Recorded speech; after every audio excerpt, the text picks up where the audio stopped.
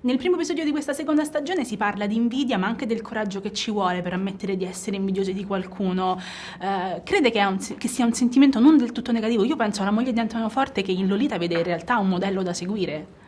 Beh, sicuramente in questa serie, nella moglie di Antonio Forte, c'è il desiderio nascosto e poi lei lo esplicita al marito in maniera quasi incontrollata: io vorrei essere come lei, perché in realtà per lei Lolita è aspirazionale, rappresenta tutto quello che anche lei voleva essere.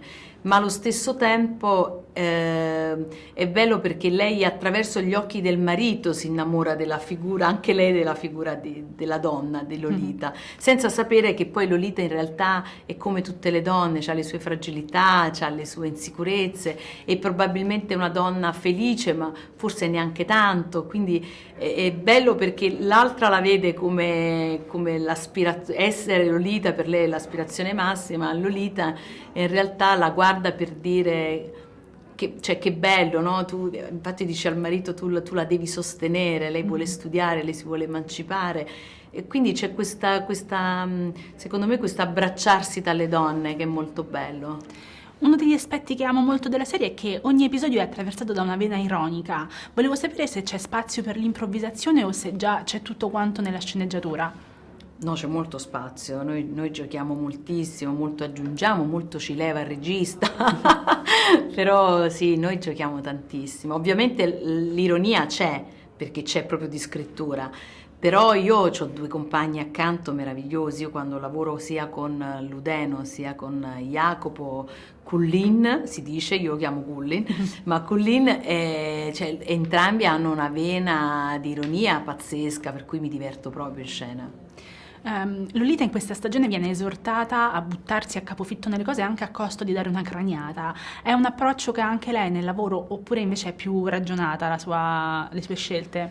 No, io ragiono molto sulle scelte prima, ma poi quando ci sto vado senza freni, mi do, a rischio di pigliare una graniata. Questa stagione lei ritrova un personaggio nel quale vengono a galla nuovi aspetti, penso alla paura, al senso di colpa, anche a una tenerezza.